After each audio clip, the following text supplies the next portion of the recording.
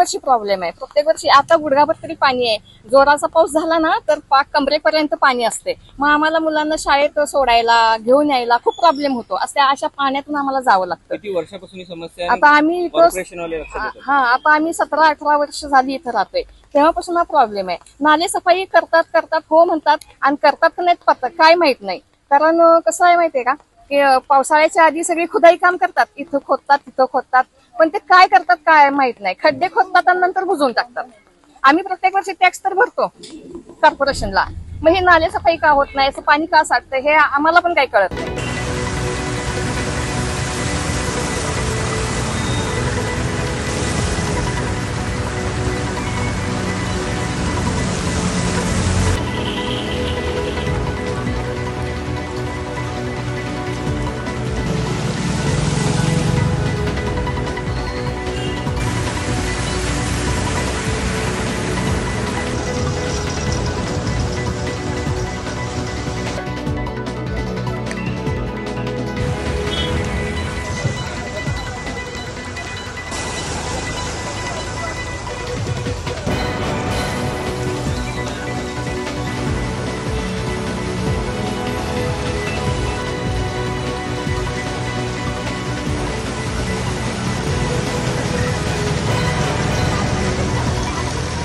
हवामान विभागाने दिलेल्या माहितीनुसार गेल्या 3 दिवसापासून पालघर जिल्ह्याला हवामान विभागाने ऑरेंज अलर्ट हे जारी करण्यात आलं होतं. त्याच पार्श्वभूमीवरती वसई, विरार, नालासोपारा शहरांमध्ये काल मध्यरात्रीपासून मोठ्या पावसानं शहरातील प्रमुख भाग जे आहेत पूर्णतः पाण्याखाली गेलेले आहेत.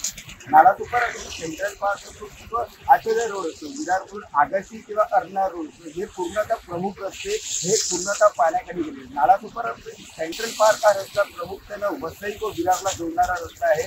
या ठिकाणी मोठ्या प्रमाणात साखर पाणी आहे ते मुंबईच्या दुसऱ्या कामानिमित्त राहत असतात, परंतु या ठिकाणी पाणी साचल्यामुळे मोठ्या प्रमाणात या ठिकाणी नागरिकांना मोठी कसरत करताना आपल्याला दिसून येते. एकंदरीत महापालिका दरवर्षी 100% नालेसफाईचे दावे करते, परंतु यावर्षी देखील महापालिकेने केलेले 100% नालेसफाईचे दावे पूर्णतः फोल ठरत आहे. एकीकडे पावसामुळे परिसरातील रहिवासी संकुलांमध्ये देखील पाणी शिरल्याचं आपल्याला चित्र दिसून येत आहे. त्यामुळे विजेचा लपंडाव जे आहे वसई, विरार, नालासोपारामध्ये सुरू झालेला आहे. यामुळे नागरिकांमध्ये एक भीतीचं वातावरण तर निर्माण झालेलं आहे, त्याचबरोबर ती एक आक्रोशाचं वातावरण जरी निर्माण झालेलं आहे. महापालिकेत झोपेचं सोंग करते आहे का, महापालिकेला हे सर्व दिसत नाही आहे का, याच्यावरती महानगरपालिकेवरती सामान्य नागरिक जे आहेत प्रश्न विचारत आहेत. चेतन इंगळे, टाइम्स नाव मराठी, वसई, विरार.